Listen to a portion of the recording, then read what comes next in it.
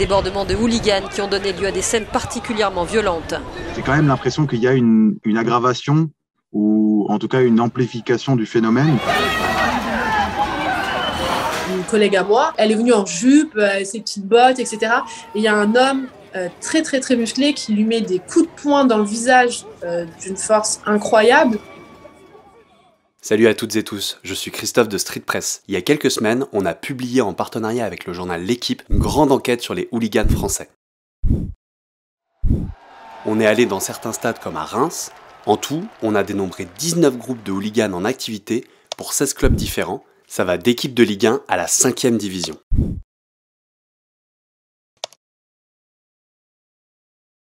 En France, on appelle aussi les hooligans les indep, et depuis un an, ils ont fait un retour fracassant dans les stades. Par exemple, en décembre 2021, ils ont participé aux violences du match de Coupe de France entre le Paris FC et l'Olympique Lyonnais. À la page des sports, les sanctions sont tombées pour l'OL 10 jours après les incidents dans les tribunes lors de la rencontre de Coupe de France face au Paris FC.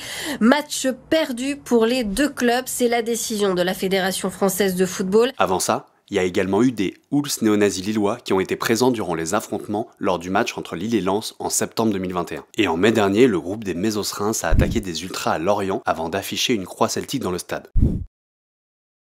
Ça, c'était une première depuis des années dans une enceinte française. Dans cette vidéo, je vais vous expliquer qui sont ces nouveaux hooligans qui sont présents chaque week-end dans les stades. Et je vais vous raconter comment ils se battent parfois dans des coins paumés et à quel point ils sont pour la grande majorité ancrés à l'extrême droite. Et vous allez le voir, on est bien loin de l'image romantique d'un classique sur le sujet, le film Hooligan.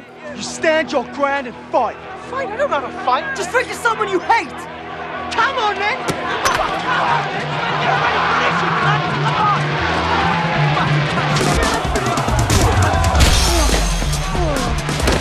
Avant de commencer, faut qu'on clarifie un point. Les hooligans et les ultras, c'est pas la même chose, même si certains pensent le contraire. Parce qu'entre ultra et hooligans, disons-le, la frontière est mince. En 2019, j'ai écrit un livre sur les supporters. J'ai fait le tour de France des stades. Sur 22 matchs, j'ai surtout vu des chants et des animations en tribune. On appelle ça des tifos.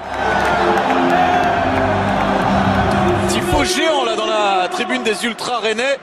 Hommage à Star Wars.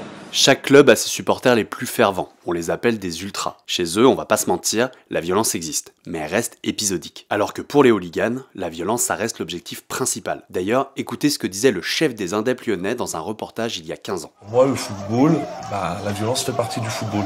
Voilà, comme les ultras font partie du football, comme les supporters lambda, spectateurs, tout font partie du football. Il y a une branche violente, mais ça fait partie quand même du football. Une autre différence, les ultras se revendiquent pour la plupart apolitiques, ce qui n'est pas le cas des hools, car la grande majorité sont ouvertement d'extrême droite. Sur leurs photos, des groupes comme les Mésos Reims ou les Strasbourg Offenders font des saluts nazis et posent fièrement avec des croix gammées.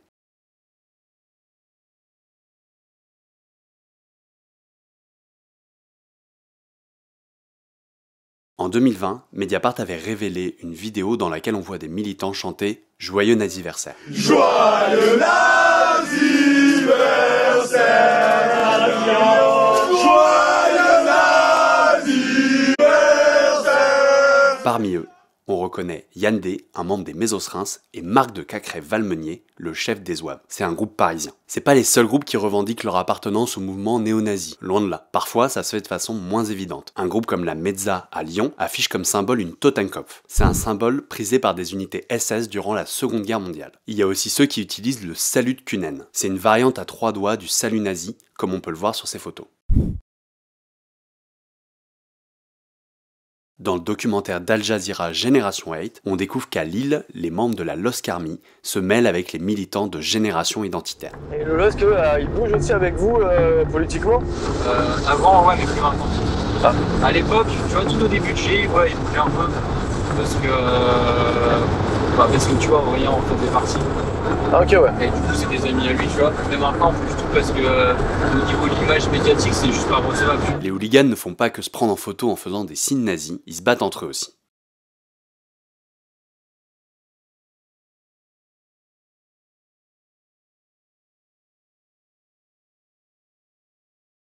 Chaque mois, des combats avec d'autres groupes sont organisés. En gros, ils se donnent rendez-vous à une vingtaine et se tapent pour le plaisir. C'est le dernier groupe debout qui l'emporte. Ils appellent ça des fights. En mars 2022, 120 hooligans se sont fightés dans une zone industrielle de Reims.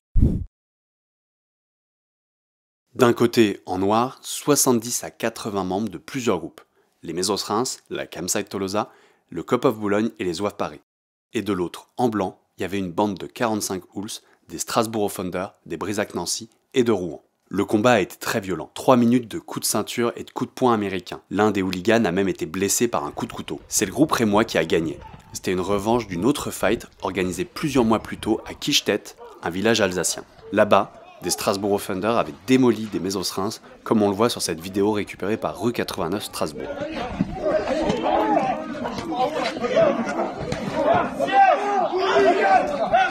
Des fights comme celle-là, ça ressemble plus au hooliganisme d'il y a 15 ou 20 ans. À l'époque, les combats se faisaient dans ou aux abords des stades le jour du match. Et d'ailleurs, c'est typiquement le genre d'image qu'on a en tête quand on pense aux hooligans anglais.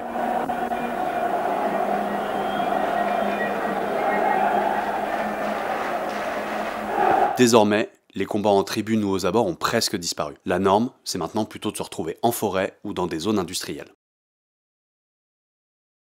Et forcément, on retrouve toutes ces bagarres sur les réseaux sociaux. Et ça, c'est le sociologue spécialiste du supporterisme Nicolas Orcade qui nous l'explique. À mesure que la réponse policière et des autorités publiques se renforce, il est de plus en plus difficile pour les supporters violents de se battre dans les stades, donc ils s'éloignent. Et du coup, ça transforme un peu le profil des hooligans, devenus en quelque sorte des professionnels de la violence. Concernant les réseaux sociaux, moi je pense pas que ça a une incidence majeure sur la nature des conflits et des bagarres entre hooligans. En revanche, ça donne une visibilité pour un public un peu plus large. Il y a toujours eu des réseaux, des sites, des forums internet depuis le début du XXIe siècle où les groupes s'échangent, s'informent, on sait ce qui se passe pour ce petit monde. Maintenant, des gens qui connaissent les sites et qui sont extérieurs à ce monde peuvent trouver des vidéos, peuvent les diffuser, et donc ça donne une visibilité plus grande à un phénomène qui est relativement underground et qui reste tout à fait marginal. Mais les envies d'en découdre de ces hooligans ne s'arrêtent pas au football. Ils visent aussi désormais les mouvements politiques. En février 2022, les Strasbourg Thunder ont par exemple attaqué une table ronde sur le fascisme en Alsace. Avant ça, en novembre 2020, ils avaient violemment frappé des militants en marge d'une manifestation contre la loi sécurité globale.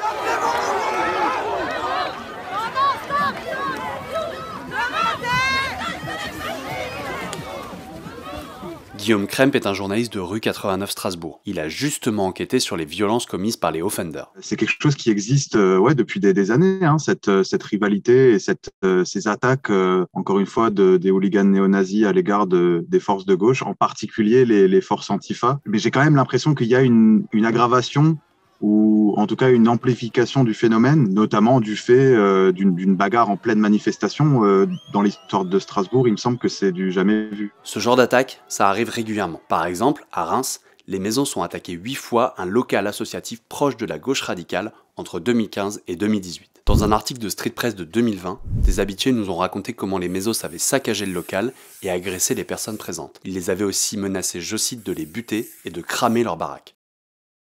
Parfois, les groupes de hooligans s'allient. Par exemple, en 2019, les Mésos Reims, les Zouaves Paris et les Strasbourg Thunder avaient attaqué le cortège du NPA lors d'une manifestation de Gilets jaunes.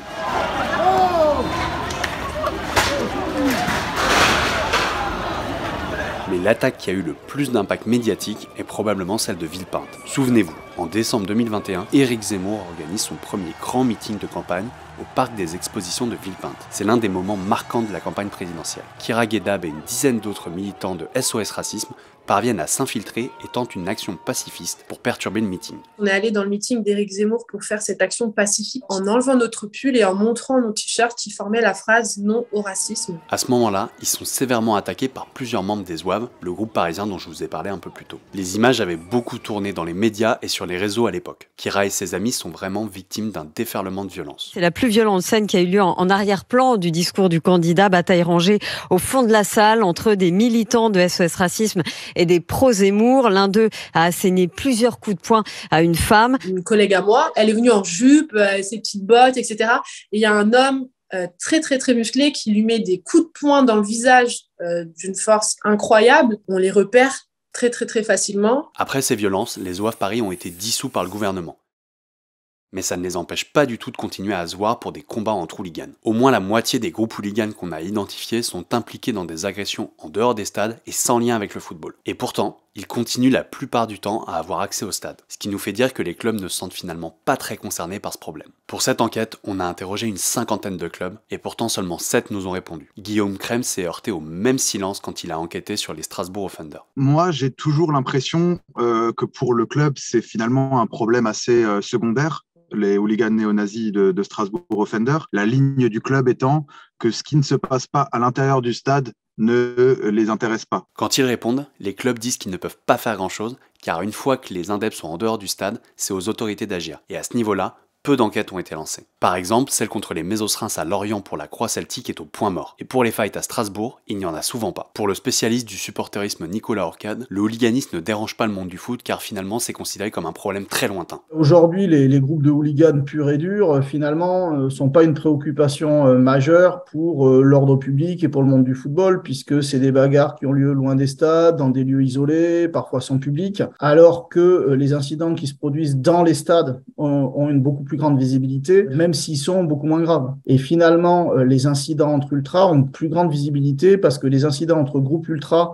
ont plus souvent lieu aux abords des stades ou en centre-ville, à des endroits où c'est visible, alors que les hooligans se battent dans des zones industrielles, en forêt, finalement, personne ne le voit. Et donc, ça dérange pas grand monde puisqu'il n'y a pas d'information spécialement du grand public sur ces faits. Et comme on l'a vu à Villepinte, les agissements de ces hooligans ont pourtant un impact bien réel. À la suite de ce meeting, les jours qui ont suivi ont été assez compliqués pour l'ensemble du groupe. On a tous eu des gros troubles du sommeil, on n'arrivait pas à dormir correctement, beaucoup de cauchemars. Donc il y a eu des conséquences assez importantes. Dans la nuque, moi je suis restée bloquée pendant plus d'une semaine, j'arrivais plus à bouger, tout le dos, le cou, l'épaule, j'étais bloquée de A à Z. Et enfin, ils impactent évidemment les supporters de foot, notamment sur la régression de leur liberté. En France, chaque week-end, il y a des déplacements de supporters qui sont interdits ou limités par les autorités. Pour moi, c'est absolument clair que ce hooliganisme a un impact négatif sur l'activité des ultras, puisqu'effectivement, ces combats peuvent être mis en avant par des décisions préfectorales qui vont interdire ensuite, lors de déplacements, le fait de porter les couleurs du club. Et ça, encore une fois, c'est une interdiction qui est motivée par les violences exercées par ces hooligans. Donc le lien entre ces combats et la répression de l'État vis-à-vis des ultras est on ne peut plus clair. Voilà, c'est la fin de cette vidéo, merci à vous de l'avoir regardée.